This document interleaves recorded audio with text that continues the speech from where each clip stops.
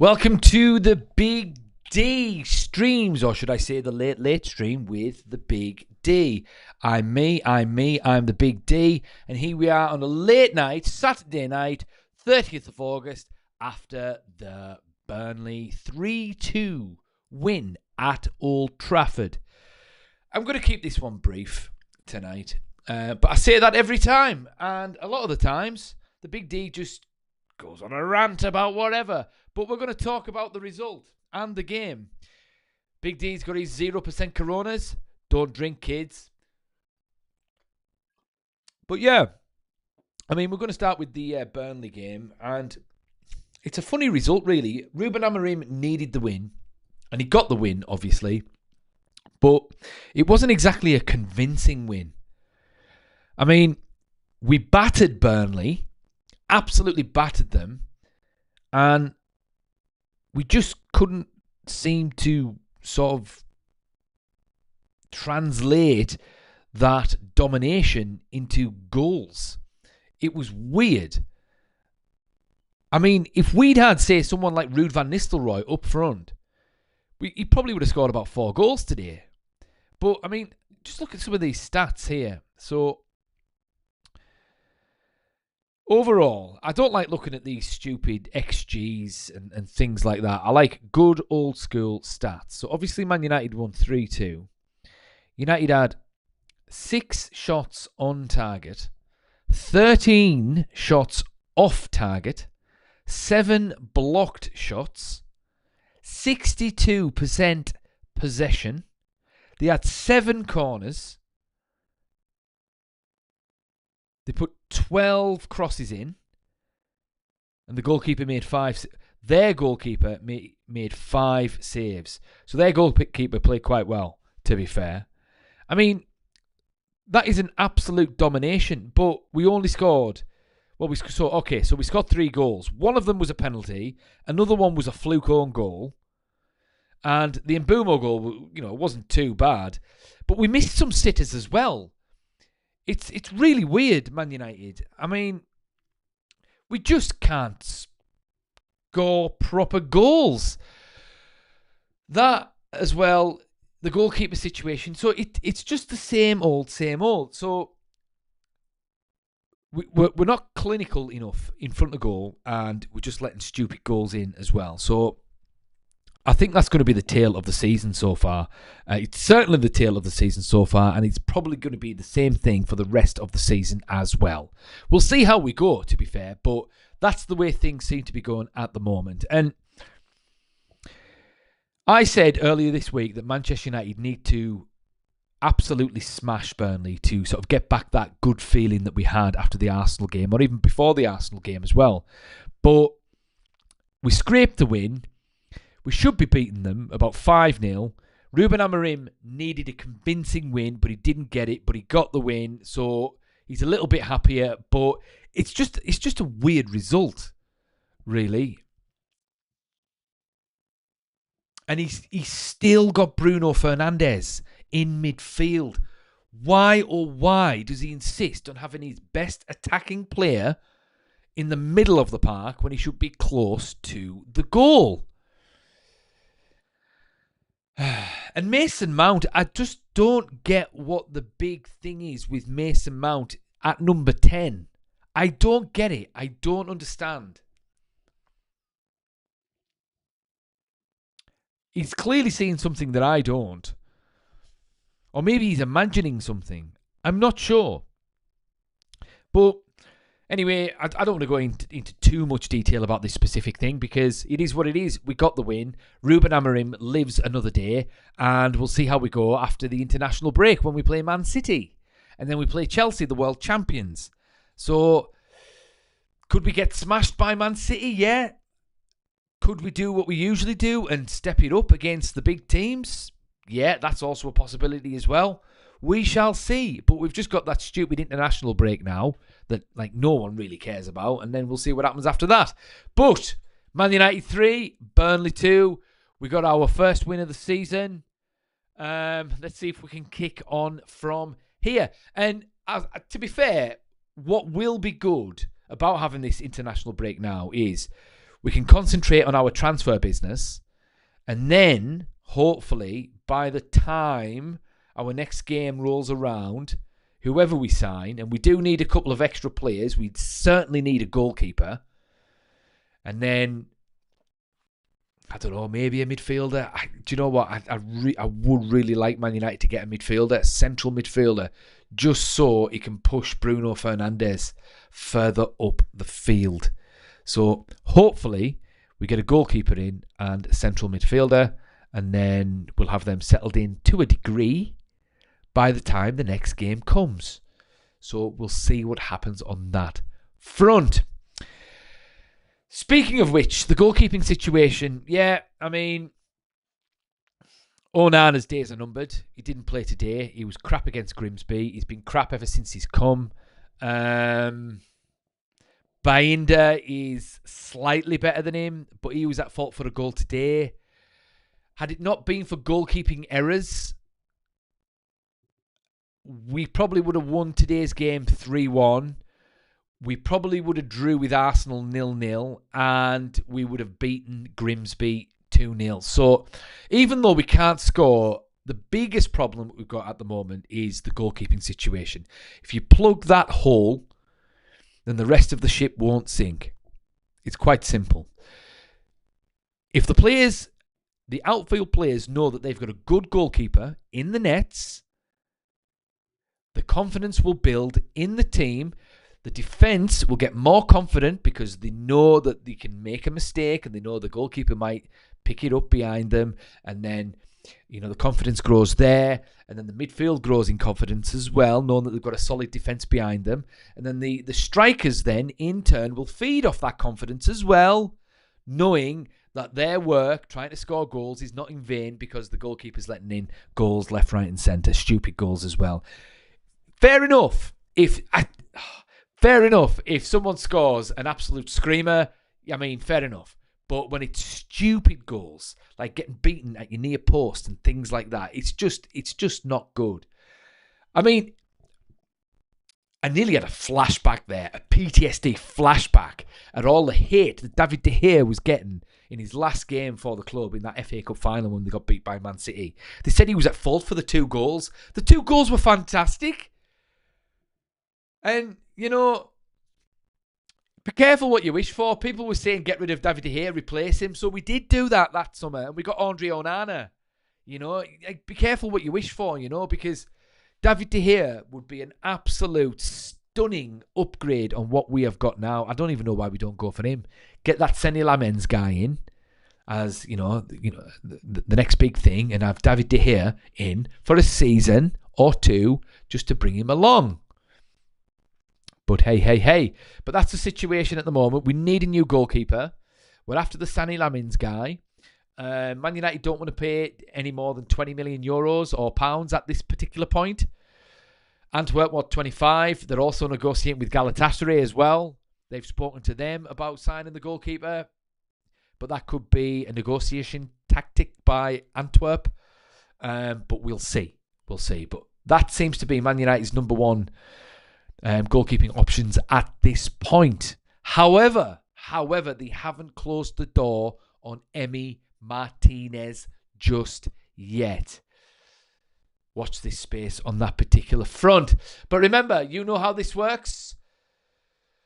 If there's anything on your mind, if something is bubbling up inside of you that you need to express, please express it in the chat. The Big D reads all of the chat, and he's always interested in what is on your mind. Speaking of which, Bang Bang, how are you, my friend? What you saying on this lovely evening, Saturday the 30th of August? You know what I feel more nervous about playing Chelsea because I live in London and I hate that scumbag club. But I think we'll beat them and City. I really admire your honesty there, Bang Bang, to be honest. And the Big D used to live in London as well. Whereabouts in London do you live, Bang Bang? You don't have to give me your address and postcode, but just your area. We don't want any undesirables seeing where you live and knocking on your door. And I actually think that we will play better in the bigger games. We have more of the opportunity to plan the break which suits us. Yeah, you do have a point. Last season, Some of our best games were against the big clubs. I still remember that game against Liverpool at Anfield. We should have beaten them. We were absolutely fantastic against them. And if we're able to replicate that against all the other clubs, then, you know, we should shoot up that table, to be fair. But I feel as though Ruben Amorim was lucky today. He was lucky. Bruno Fernandes got him out of jail. Because if we didn't win today, if it was a draw, or if we'd gotten beat, God forbid, then the wolves and the knives would have been closing in on him fast. And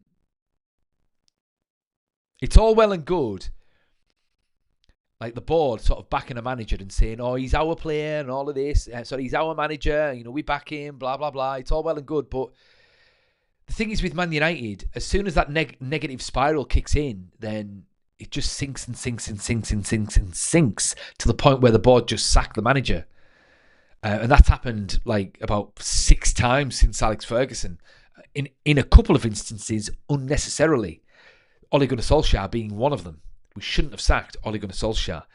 His bad patch was nothing compared to what we've just been through over the past 12 months. So even Erik ten Hag, to be fair, I think the only reason he got sacked was because Ineos didn't hire him. I think that's the only reason he was sacked. I think if he'd have been an Ineos hire, then he'd probably still be the manager. But it is what it is. We've got Ruben Amorim, and hopefully they stick with him. Because those players need to know they can't down tools. And they need to know that they need to put the effort in game after game, week after week, month after month to try their best for the club. Not just the manager, but for the club. Because that seems to have been a thing over the past 10 years or so. You know, the players were just playing for the manager until they couldn't be bothered playing for the manager anymore.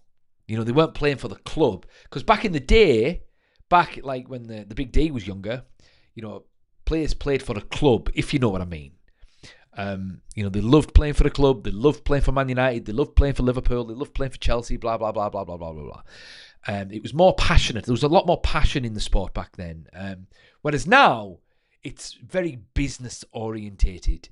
And the players are a lot more like prima donnas now. So if they spit the dummy out and they feel as though they can get away with, you know, not putting the effort in, they'll do that because it doesn't make any difference to them. They're still getting paid 300 grand a week or 200 grand a week. Hey, even 10 grand a week, the Big D would take that. And they just seem to be playing for the manager, the project. They're playing for the project and the manager. But as soon as they get tired of the project and the manager, they're just down tools, you know. I mean, how many players are there out there now who are loyal to a club? You could say Bruno's loyal to Man United. He's had several opportunities to leave. He could be playing for Real Madrid or Barcelona now if he wanted to. He's good, regardless of what people say about him and all of this, right? He could be playing for a top-level team now and competing for Champions Leagues and league titles, but he's not. He's chosen to stay and play for Man United because he loves the club. He could be earning $3 million a week or something stupid, a week in a Saudi club right now, sitting with his feet up in Dubai or wherever. Or is that the UAE? I'm not sure. Saudi. But in Saudi, you know. So he's loyal. But how, you know, what other players are loyal these days? I actually can't think of any. I mean, if you think back in the day, who were the loyal players? Football's loyal players. Who were they? We're talking about Paolo Maldini. He was one. We're talking about Giggs, Scholes, the Nevilles, and those guys. We're talking Steven Gerrard, Jamie Carragher. We're talking Lampard. Well, I say Lampard, but he went to Man City, didn't he? So you can't really say Lampard now. Del Piero. He's another one. He could have left Juventus when they got relegated during the Calciopoli scandal. He could have gone to Man United, but he decided to stay and get them up from Serie B. So he's another. Buffon as well. I think he stayed as well. So, I mean, you know, I've just rattled off loads there. Raul was another. I mean, he only left Real Madrid because he couldn't get a game anymore. Who else? Well, look, the point is, I've just rattled off about 10 or 15 there. No problem. I can't think of one right now. One. I picked one. Bruno Fernandes. But outside of him, what other players are actually loyal in football these days? Even the clubs don't really look after the players anymore, because as soon as the player is on the decline, they're looking to get rid. You know what I mean? Look at Kevin De Bruyne. Kevin De Bruyne, he should still be at Man City now. If Alex Ferguson was the manager of Manchester City, there's no way he'd have let Kevin De Bruyne leave. He'd have had him around the club. In fact, he'd have paid him just to hang around the club. Like, that's what he used to do with Gary Neville and all those guys. You know, Gary Neville couldn't play football in his last couple of seasons. He struggled to get a game, and he could barely keep up. He even admitted it himself. And he went to Fergie and said, I think I'm done. But Fergie says, no, stay another year. So he actually paid him about 100 grand to stay another year, just hang around, just have an influence on the rest of the team. But you don't have that now. And it's sad. It's a sad indictment on the game as a whole right now. And the Big D's having a little bit of a moan. He feels like it. And he's gonna. But, I don't know. Football, to me, seems to have lost its magic. It's all systematic. It's all technocratic, it seems. You know, everything's all a stat, a number, an assist, or an XG, or nonsense like that. The Big D nearly swore there. But I don't even know why I've come onto this now, to be honest. Yeah, anyway, so the point is, hopefully, let's see if I can circle back. Hopefully, Ineos stick with Ruben Amorim, and it sends a message to the players that they are playing for Manchester United. They're not necessarily just playing for Ruben Amorim, they're playing for Manchester United, and that Ruben Amorim is their coach that they are to listen to and take orders from and play under. They need to know that. And the Kobbie Mainoo situation is an interesting situation, which kind of strengthens the point that I'm making here. I mean, Kobbie Mainoo, the cheeky little bugger, he is. He's a cheeky little bugger.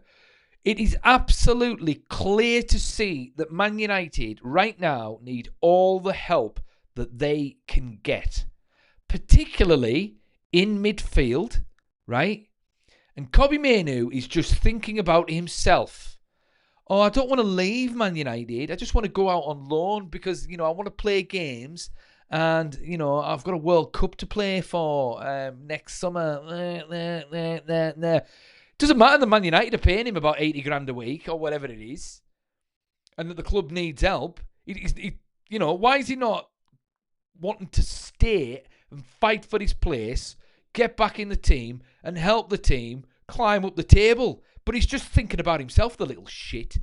I used to like Kobbie Mainoo, I really did. But all this nonsense now about wanting to go out on loan, I think he spent too much time with Garnacho and Marcus Rashford, if you ask me. Kobbie Mainoo. Honestly, that has really annoyed me, that. No, I want to go out on loan because I've got a World Cup and I want games. I want to develop. Develop at Old Trafford. Develop at United. Learn from Casemiro. He's won everything in the game. Learn from Bruno, who's twice the player that you are. It's a sad state of affairs. Kobbie Mainoo should be looking at himself in the mirror and understanding that Kobbie Mainoo is so crap right now that Ruben Amorim has put Bruno Fernandes in central midfield just to cover that position because he doesn't trust Kobbie Mainoo. Why is Kobbie Mainoo not saying to himself, oh, I need to do something here. Oh, I can't believe he doesn't trust me. I need to work. I need to go to the gym. I need to make sure I get in that team. I need to earn my place and become the next Roy Keane or the next Brian Robson or something like that and kick Bruno Fernandes out of central midfield because that's my position. But he's not doing that. He's crying because he's not getting the money that he wants, which he doesn't deserve yet. and he wants to go out on loan because he wants to play for England in the World Cup. You can kill 2 birds with 1 stone. You can kill 3 birds with 1 stone, you little shit, by playing for Man United, playing your heart out, improving on that training field, learning how to pass the ball and tackle and all of that, getting in that starting 11, helping Man United climb up that table. And what'll happen then is you'll get your games, you'll develop, and you'll play for England, and you'll get a new contract as well, and you'll probably get the money that you want. Kobbie Mainoo. Oh, hey. Oh, it really, really annoys me that. The Big D comes from working class stock. The Big D's dad is a season ticket holder in the Stretford End, and he's a pensioner, working class, and he pays a fortune to go to Old Trafford, and he does. And you've got Kobbie Mainoo moaning, spitting the dummy out because he wants to go out on loan, and he's on like 30 grand a week, 50 grand a week, or whatever. In fact, I'm going to find out what Kobbie Mainoo's on, because do you know what? This will feed my anger and my resentment. Where are we at here? What's Kobbie Mainoo's weekly wage at Manchester United? Kobbie Mainoo. Mainoo. The Big D is asking his lovely AI assistant. Let's see what she says.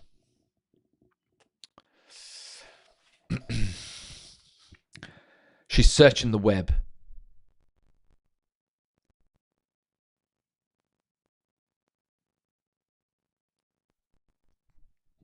Kobbie Mainoo's earning 25 grand a week. £25,000 per week. That is £1.3 million per year.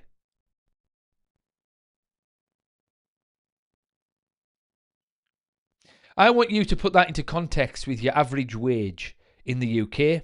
Also, I want you to find out how much he's trying to get out of Manchester United per week in his contract negotiations. Let's see what that says. Kobbie Mainoo. He's crap on Football Manager as well. He's got really good stats on Football Manager, and he's got really high potential. But I've had about 6 different saves on Football Manager so far, and he's been a squad player at best.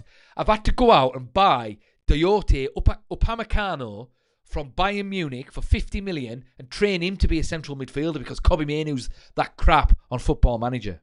I'm not even kidding. That is the truth. The Big D gives the brutal truth on his channel, as you well know. Bang bang! I can see that you've put something in the chat. I'll get to you in just a second, my friend. Let's see what this says here.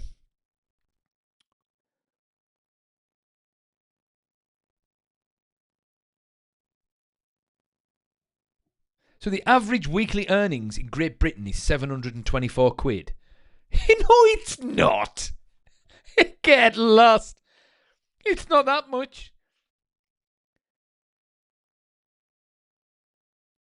And Kobbie Mainoo is on £25,000. Oh, that's nuts. And apparently, no, this can't be right. This can't be right. So apparently, according to reports, Kobbie Mainoo is looking to get somewhere in the region in his new contract at Manchester United. Bearing in mind, he's done sweet FA for United so far. He's looking to get somewhere between 150 and 180 grand per week.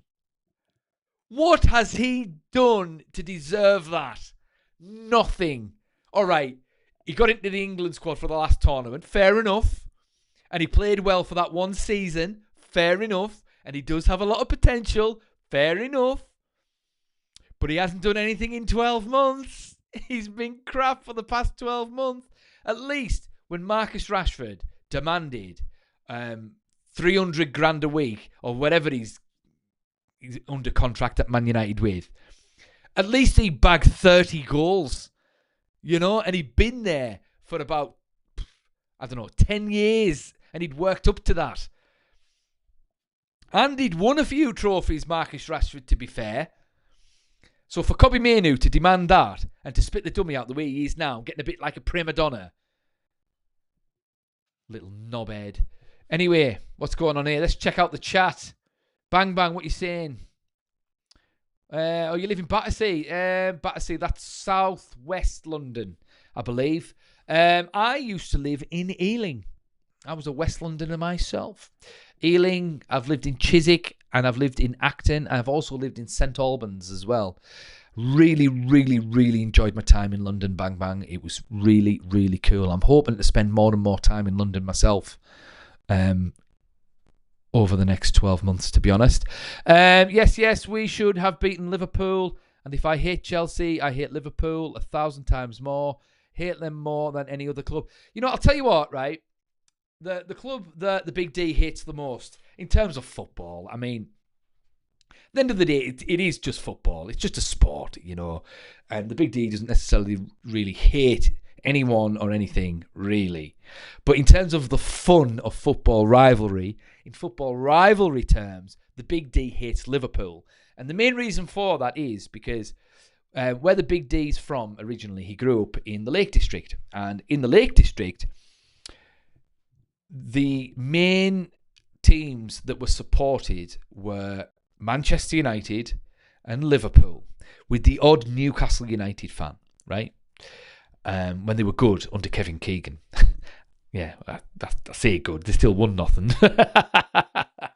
But yeah, and the Big D grew up in an era where the banter was ruthless. It was ruthless. So it was a good job Man United were good when the Big D was a young kid, because at least he had some ammunition to fire back at these Scousers. Because some of these fans, these Liverpool fans that the Big D grew up with, they were horrible little buggers. They were horrible. So any other team outside of that, I mean, I wasn't bothered about. I wasn't bothered about Man City. I wasn't bothered about Arsenal or anyone else. Maybe a little bit of Leeds. I don't know why. I think there was one Leeds fan. Poor guy's died now, unfortunately. God rest his poor soul. And I think we used to have a little bit of banter. And it was a bit of banter with some Newcastle fans. So mainly Leeds, Liverpool and Newcastle. Mainly based on growing up and just having the banter with the other little kids and that, all of that nonsense and stuff. But once the Big D moved away from the Lake District and moved to Manchester and came into contact with actual Man City fans, I tell you, I started to really dislike Man City after that. So it's the fans that sort of generate that feeling of animosity within towards any given club, you know. So when I lived in Manchester, I started to really hate Man City, you know, because I couldn't be bothered listening to all the chavvy Man City fans give me any stick at work and stuff like that, you know. And then I moved to London and came into contact with a bunch of fans. Chelsea never really bothered me. I didn't mind Chelsea. The Chelsea fans have never really bothered me that much. In fact, I know a couple of Chelsea fans, and they're actually nice lads. Get on with them. Really down to earth, level-headed. I met a couple of dickhead Chelsea fans, but over the years, but none too many. Plus also Chelsea always seemed to show Man United a little bit of respect under the Jose Mourinho era. You know, I believe they give us a guard of honour once when we won the league. So fair enough. And to be fair, Chelsea, when they were under Mourinho and they were awesome in the Abramovich era, classically trained actor, can't even speak. They actually made Man United better. So, and they helped inspire Man United's greatest ever team. And, that 2008 Moscow final was fantastic, so don't have a problem with Chelsea. But Arsenal fans are interesting. Now, I don't hate Arsenal fans, but I look at Arsenal fans and they are the most deluded fan base in history. And I would say Arsenal are the most overrated football club in the history of, I'm going to say, European football. UEFA European football.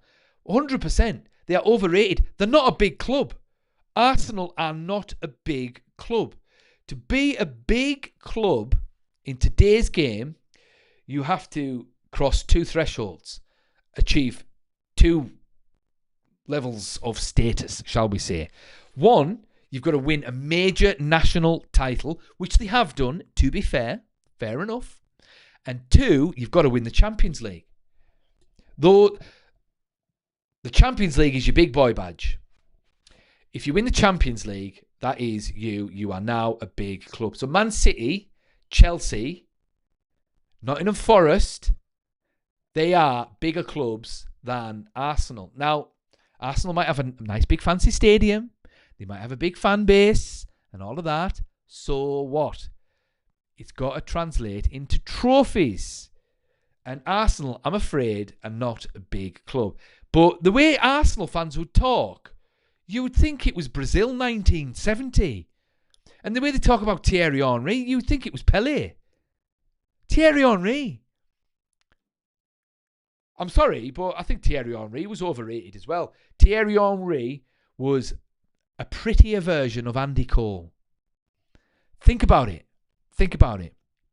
Andy Cole was brilliant at scoring against all the little clubs, right? Tap-ins, all kinds of stuff, headers, all of this. And he swept up against all of those clubs. He swept up against like Charlton, against Sunderland, against Middlesbrough, Bolton, all of them. Scored loads of goals against all the little teams, right? But in the big games, usually it was maybe Dwight York that scored the goals, Fair enough. Thierry Henry was Andy Cole to Dennis Bergkamp's Dwight York, right? Thierry Henry was great against Charlton, against Spurs and all of this, but when it came to the biggest games, it was always someone else that was scoring the goals. Think about it, right? For France, it was Zidane that was scoring the goals in the World Cup final. It was Lionel Messi that was the main man at Barcelona when he won his Champions League medal. Thierry Henry had his chance to be a big boy in the 2006 Champions League final against Barcelona. Arsenal were 1-0 up and he was through on goal. He could have made it 2-0. He was 1-on-1 with the goalkeeper and he put it wide. And that's the difference between the great players and the very good players. I will say Thierry Henry was actually he was a fantastic player, but he wasn't what people make him out to be. He wasn't the best of the best, right? And that's what I mean. He was still a fantastic player, obviously. But the way Arsenal fans go on about him, you'd think he was Messi and Ronaldo level, and it's just absolutely ridiculous. And Arsenal, I mean, I'm having a rant now. I'm going, right? I promise it's 0%. I'm just in one tonight, to be honest. I don't know why.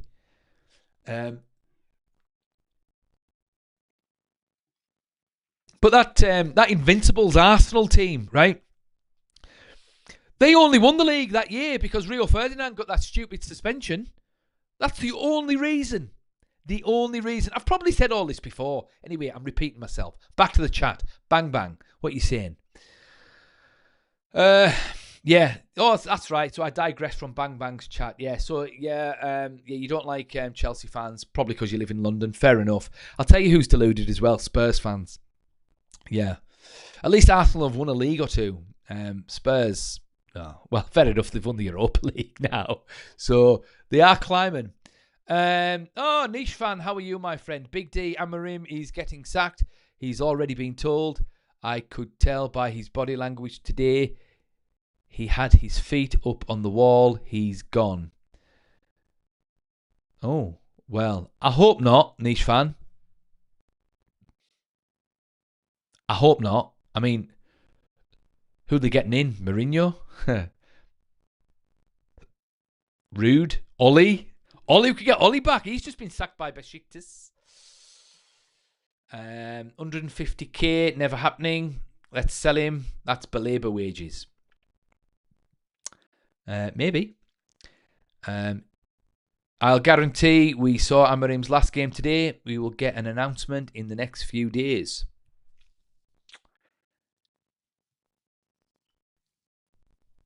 It could happen. It could happen, Niche. I think if he'd gotten beat today, it probably would have happened. I don't know. I hope not. I hope he's not sacked. We've got the international break now. That will give him a couple of weeks to get someone else in. Why would they spend so much money on building a squad for Ruben Amorim and then sack him after they've given him his squad? It just doesn't make sense.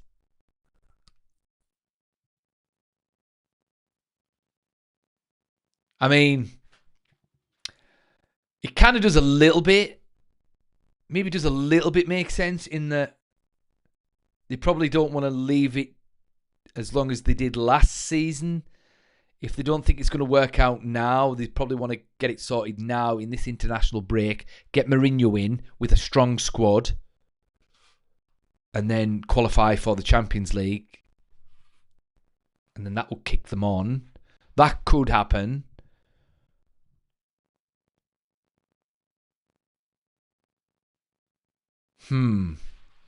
It's interesting. You seem very, very confident of that, Niche fan, and you've got me thinking now. I don't know. I don't know. I hope not. If I was a betting man, I wouldn't put that bet on. If he gets beat by Man City, definitely. I don't know. We'll see. They haven't finished building his squad anyway. And as I've said before, Ineos seem to know what they're doing in terms of buying players and understanding what the problems are. And the main problem that we've got at the moment is, the number one problem is the goalkeeping situation. If we'd had a good goalkeeper, we'd have beaten Grimsby, we wouldn't have lost to Arsenal, and we would probably have won today more convincingly. So, and they'll probably know that. I've got a feeling that Jason Wilcox is pretty good at what he does at assessing these things. So I don't think that'll happen. I think we'll see what happens once they get a new goalkeeper in, and then maybe take it from there. But Ruben Amorim is making some silly decisions, if you ask me, and it's like he's overthinking things. And Erik ten Hag started to do that, and so did Ollie. When it got a little bit sort of ropey, they started to overthink things, and they stopped playing players in their best positions. Like they had, like Erik ten Hag had Bruno Fernandes as a false nine at one point, and it's like, what are you doing? You know. But then when United have played their best football over the past couple of years, it's been under Ruud van Nistelrooy and Ole Gunnar Solskjaer mainly, and they've just kept it simple: 4-2-3-1. With all the players in their best positions. I mean, it'd be very difficult for us to play 4-2-3-1 now, because we don't have any left wingers now. We've sold everyone. But we could maybe play a diamond or something. But, you know, we'll see, yeah. Bang Bang. You know, it's funny because when I was in primary school, the deputy head once told us to get into groups and pretend it's Chelsea versus Arsenal. I want to sat down in the corner and refuse to be part of it. United for life, no scum. You know, it's funny that you should say that, Bang Bang, because I was at the Oasis concert a couple of weeks back, and the Liam Gallagher, he tried to get the whole stadium at Wembley to do the Poznan. And I think I might have mentioned this on this channel before. I'm not sure. I think I did, because I think I wore my daft little Oasis hat. But just to reiterate, they tried to get all the fans to do the Poznan, and I was adamant, no, I'm not doing it. It's Man City. And I was with a Chelsea fan that night as well. And I said to him, what are you doing? You're a Chelsea fan. What are you doing the Poznan for? It's City. Pack it in. So I didn't do it. So well done, Bang Bang. I think we are birds of a feather there, my friend. Yeah, when they're in your face screaming Chelsea, Chelsea, you'll know how annoying they are. In soul-jarring Chelsea and Arsenal fans bang their heads together. I'll tell you what fans aren't too bad. I quite enjoy, well, from what I've come across anyway, I quite like talking to Everton fans. Because the thing is with Scousers, right, give them credit, whichever one they support, they are passionate about football and they're quite knowledgeable, generally speaking. So if you speak to an Everton fan, it's like a Liverpool fan without the edge. Because being a Man United fan and you talk to a Liverpool fan, there's always that undercurrent of rivalry, and it's silly, and it's difficult to have a conversation with them sometimes. So if you speak to an Everton fan, they don't have that same animosity towards Man United that Liverpool fans do, so you get to talk to them, and they're quite knowledgeable, and it's nice to have an interesting conversation with a football fan who is quite knowledgeable. Yeah, we gave them a guard of honour, and they gave us a guard of honour. It was revenge, but I agree with you about Arsenal, and they are very, very deluded. Yes. Didn't you see him with his feet up? Yeah, completely inappropriate and unacceptable. Go on Google and type in Amorim feet up. 100% gone. Never seen anything like it. Go look at the picture. I think I have seen the picture. He's literally got his feet up and laying back in his chair, not even looking at the game. I put my left kidney on it. We could still play 4-3-3. Yeah, but I've seen Mourinho sit like that. I've seen plenty of managers sit there, with their arms back like this and all of that kind of stuff. So, I don't know. I think, given the context, you might be reading into it a little bit too much. I mean, I'm not going to argue with you too much about it or debate you. It's not an argument. It's a discussion. I'm not going to sort of go on about it too much because you could be right. You could actually be right. And this if they were going to do it, now's the time to do it because Mourinho's there. He's right there. And this squad is primed for it's primed for Mourinho. We've got a wealth of defensive talent there. He could quite easily play 4 at the back with Ugarte and Casemiro, have Bruno and Mbeumo, and Cunha looks like a Mourinho player as well. It's a shame we've just gotten rid of Højlund, or we're about to get rid of Højlund, because he's a Mourinho player. If you ask me, he would probably nix the Højlund deal if he was to come in right now and probably keep him. He would probably get the best out of him, but now would be the right time if they were going to do it. But I hope they don't do it. And yeah, we could play 4-3-3. Yeah, we certainly could. Yeah, so it would be Casemiro and Ugarte with Bruno in the middle. And then you'd probably play Sesko, Cunha and Mbeumo up front. And then you've got Diallo as well. I mean, you could even... do you know what? You could play 4-2-3-1 actually, because you could play Dorgu at left wing, to be fair, and play Luke Shaw at left back. So there's lots that we can do, really. But yeah, it looks like Højlund's on his way to Napoli. Let me get you I've got the information here. See what it says.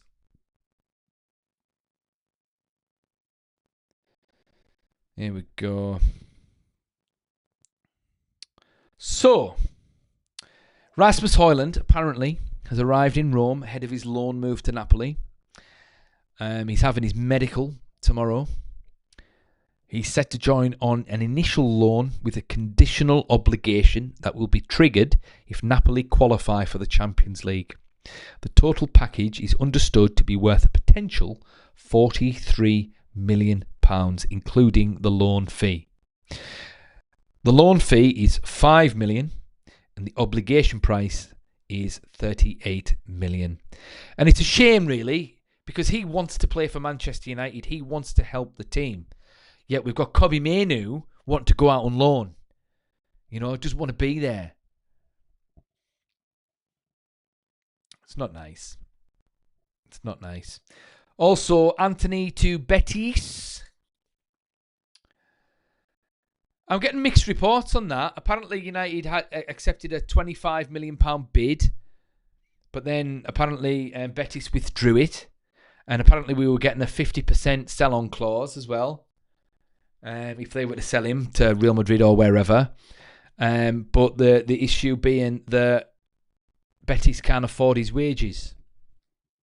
So Betis are now looking at other options in the transfer market just in case they can't get the Antony deal over the line. So that's what's happening on that front. So, yeah.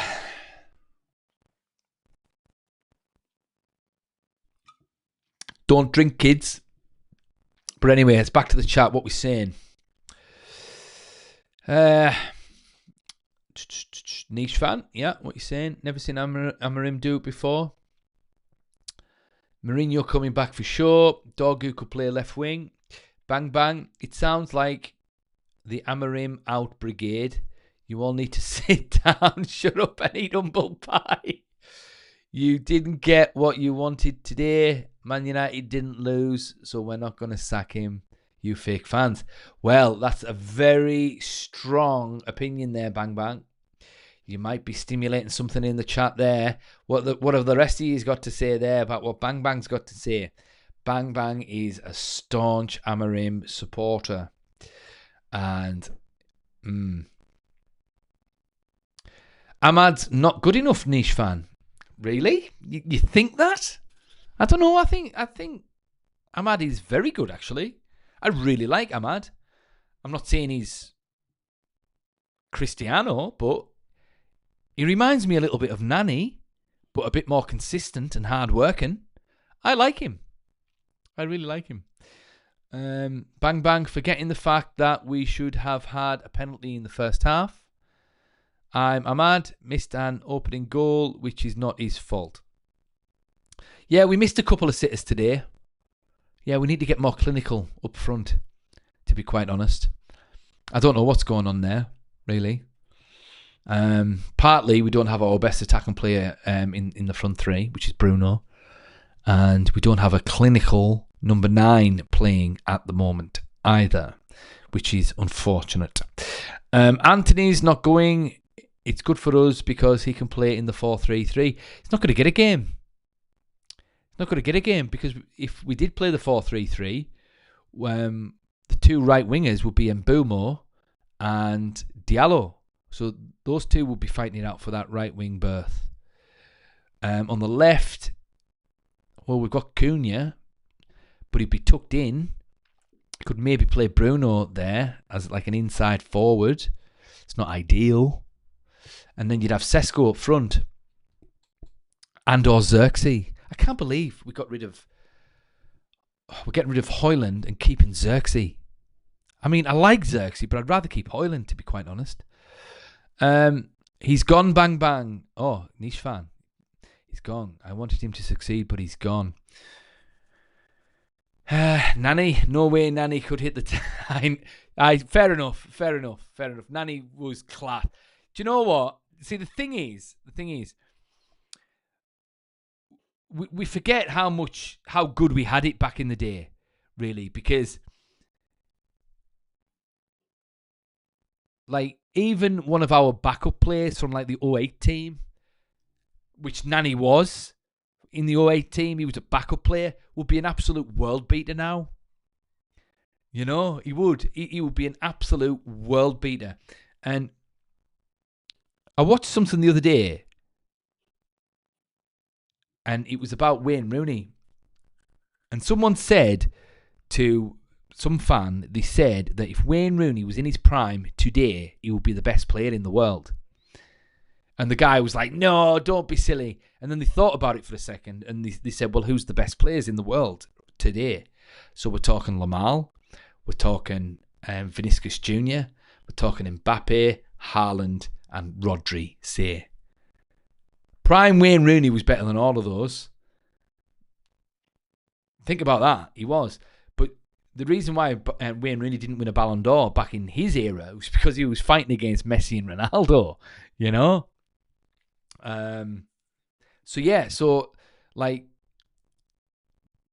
back in 2008, just think about that forward line that we had. We had Tevez, Rooney, and Cristiano Ronaldo. How insane was that? Insane. We had it good back in the day. I mean, even if you go further back than that, Nicky Butt was a backup to Roy Keane for years. Nicky Butt would be a linchpin of this team right now. He would be ideal. He's probably as good as Baleba, right? Nicky Butt. Think about it. Nicky Butt was class. He couldn't get in the team because he was fighting the greatest Premier League player of all time in Roy Keane. Where are we at here? What are we saying here? Nani is in my all-time United 11. What? Niche fan? Oh, I'm sorry, mate, but are you on vodka tonight? Nani in your all-time United 11? You mean in terms of players you enjoyed to watch, right? Not in terms of who the best United players are. Surely, Nani, behave. We've had better wingers than him. I mean, he gets in over. Well, I mean, who have we got to choose from? Beckham, Giggs, Kanchelskis, Nani, fine. Ronaldo, George Best, to name but a few. Niche fan disagree, and Boomo will play 9, and Anthony on the right. Cunha is out for 6 weeks. 6 weeks? Has that been announced? Because I was looking for that before. That can't be right, surely.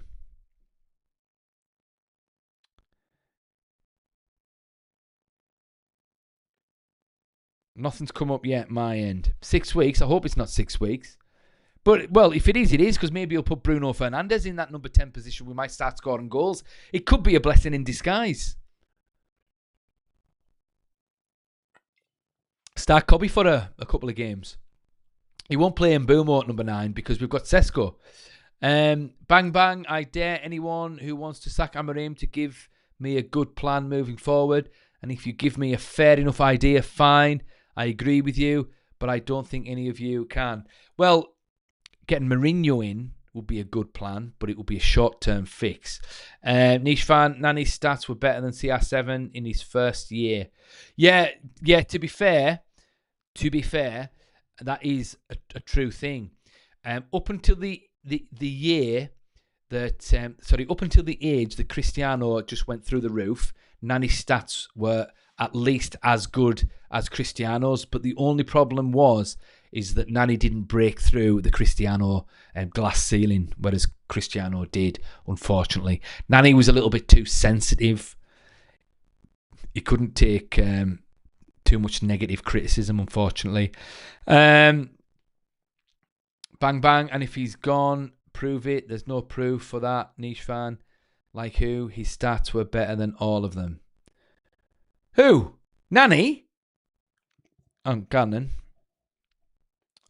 I'm going to consult my AI, lovely AI assistant. We're going to get to the bottom of this. Okay, so I want you to do something for me. I want you to list the top 10 Manchester United wingers of all time by goals and assists. Goal contributions, in effect. But they have to be wingers. Top 10 of all time. Think deeply about this.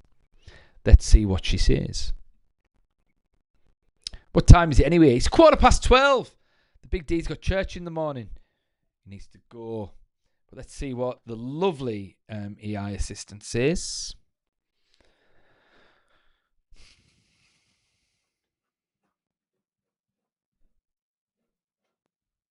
Searching. She's searching.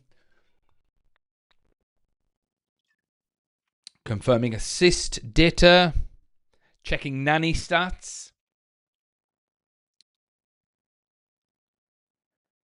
Checking Rashford stats as well.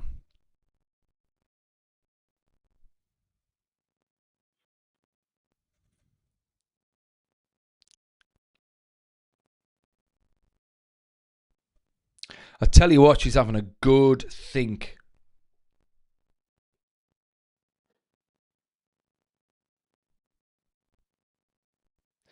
Yeah, well, we're going to be checking these stats in a second, niche fan. Don't you worry, my friend.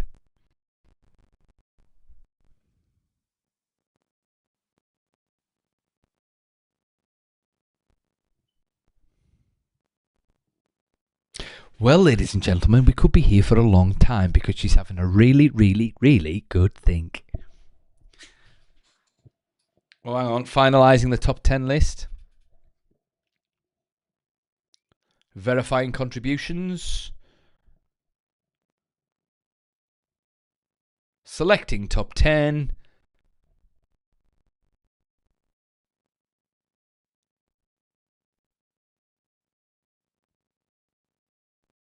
The anticipation is killing me here.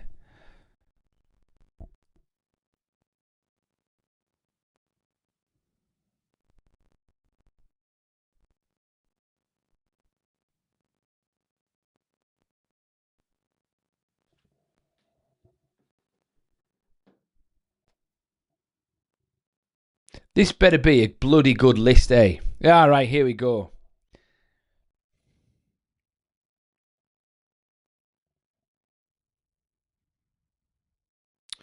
Well, this is interesting.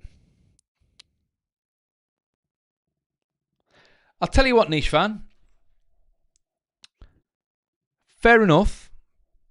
I mean, you've got a shout for him to be in your all-time, but still, he's number 6 on the top 10. So we'll start from the bottom.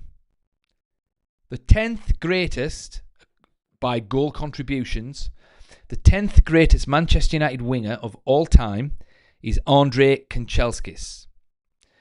He had 36 goals and 16 assists with a total of 52 goal contributions. At number 9 was Lee Sharp. Remember him? He was actually a really good player. He had a total of 36 goals and 30 assists with a total of 66 goal contributions. Number 8 on the list is Steve Coppell. I mean, he's even before my generation. Steve Coppell had 65 goals and 10 assists, 75 goal contributions. However, it does say in brackets, older era assists likely incomplete because they just weren't sort of considered back then. Number 7 on the list is Antonio Valencia with 25 goals and 58 assists, 83 overall. Nani in at number 6 with 41 goals and 65 assists, 106 in total. Number 5 on the list, David Beckham, 85 goals, 121 assists, 206 goal contributions. Marcus Rashford is 4th. He had 138 goals, 78 assists, 216 in total. Cristiano Ronaldo at number 3 with 145 goals, 72 assists, 217 in total. Number 2, George Best with 179 goals, 61 assists, 240 in total. However, it does say assist data from this era is patchier. Treat it as conservative. So they reckon he probably got a lot more than 61 assists. And at number 1, wow, Ryan Giggs, 168 goals, 268 assists, 436 goal contributions. Yeah, wow, that is a lot.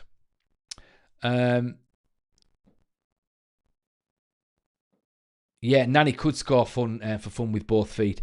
Bang bang, Mr. Big D, with the utmost respect, I don't think going back to the past is a good idea.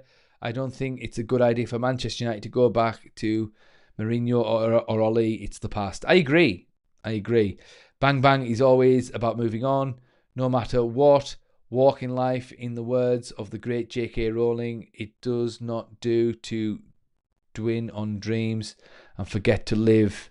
The past is the past. Let it go. I agree. I'd rather keep Ruben Amorim. Niche fan. How many games, though? It's all relative. Yeah, I suppose you're right. I mean, obviously Giggs was there for, loads of years. George Best was there for about 10 years. Ronaldo was there for about, 6 or 7? Rashford was there for a long time. I mean, I think it's fair Nani was at the club for roughly around the same time. Actually, I don't know. Who knows? But he's still good. He's still good. Bang bang, and I hate it when people come up with these stupid arguments. Danny Stats was better than CR7 in his first season. What are people trying to say that he's better than CR7? Please give over. You love CR7. I'm not going to argue with you on this one, bang bang. Bang bang, it does not do dwell to live on dreams and forget to live. Sorry, yeah. But look, Niche fan, I'm not going to debate you too much on Nani because Nani was class. He could score with both feet. And he played well in some big games as well. He used to batter Arsenal. He's got some goals against the Scousers, some good goals against the Scousers, you know. Did he get his first goal against Liverpool? And it was a rocket. No, I really liked Nani. I did. I really, really liked him. But I'm sorry, he's not as good as Ryan Giggs or George Best or Cristiano. And I mean, even David Beckham was class. David Beckham was massively underrated.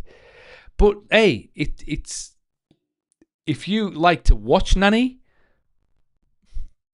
you like his style, say, fair enough. But I think even in stats-wise, I mean, there's been better Man United wingers than Nani. But hey. When you rake into consideration total games played, Nani was the best. I'll tell you what I'll do. I want you to recreate this list exactly as it is. However, I want you to add appearances for each player as well. Let's see what it says. I'll find out for you once and for all, Niche. Let's see.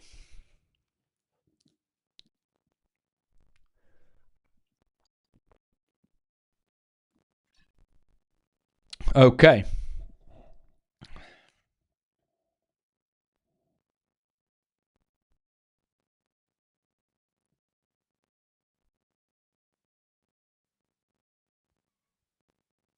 Oh.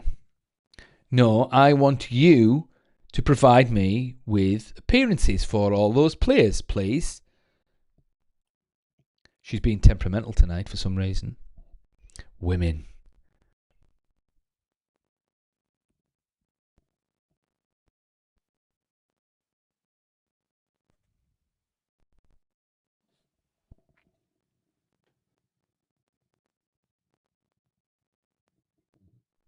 Come on, you bugger.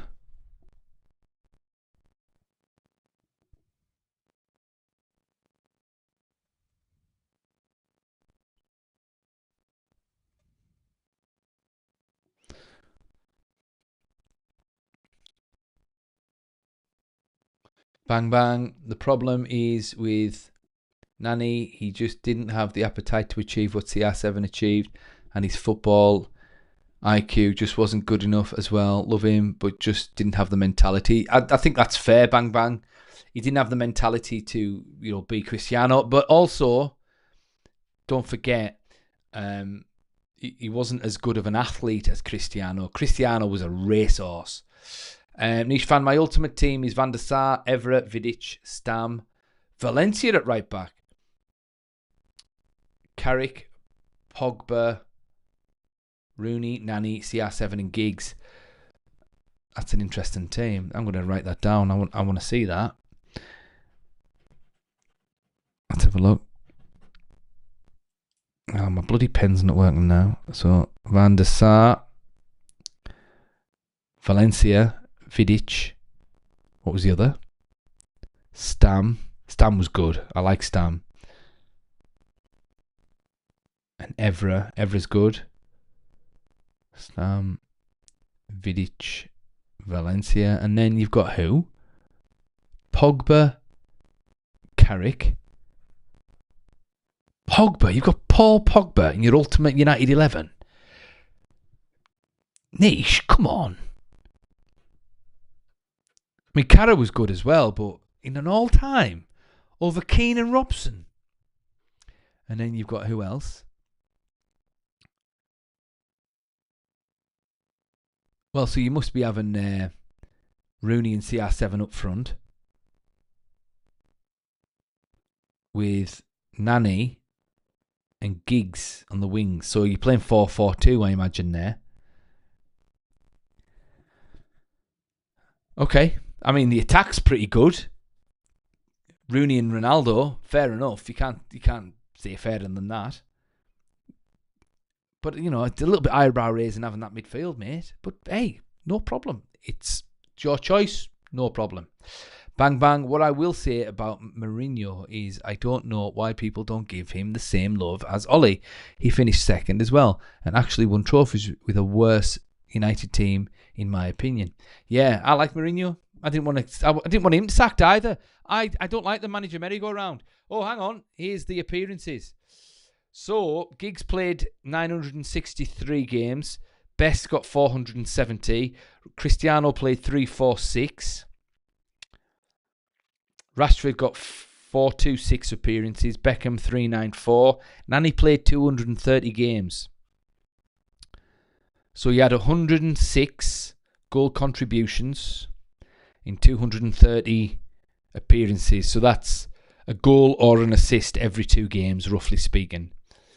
But, I mean, there's a bunch of players that have got a better ratio than that. I mean, David Beckham, he got 206 goal contributions in under 400 games. So he was the same as well. And George Best's was insane. But he's good. But to be fair, Nani's goal contributions are really good considering he only played 230 games. But anyway, we have been talking for a good hour. The Big D's voice is getting hoarse now. And he's getting a little bit tired because he's been at work all day. And that's probably why he's a little bit cranky. And he had a little bit of a rant about Kobbie Mainoo, the selfish little get. And the Big D is going to sign off. But remember, as always, you are always welcome on the late stream with the Big D. The Big D will pop up again at some point. And it'll just happen. And hopefully what I plan to do as well is at some point is get a little bit of a schedule going. Big D's working on a couple of things in the background, and it's difficult for him to keep a schedule of his live streams, but hopefully he'll be able to do that, so you'll know when you can speak to your friendly neighbourhood Big D on a regular basis, and you can schedule me in and make time for the Big D, because the Big D always appreciates his viewers. He always appreciates Bang Bang, Niche Fan, all the guys. And he likes talking about Man United. It is what it is. Anyway, that's it for tonight. It's been an absolute pleasure. The Big D is going to sign off. And the Big D will see you in the next one. Ciao.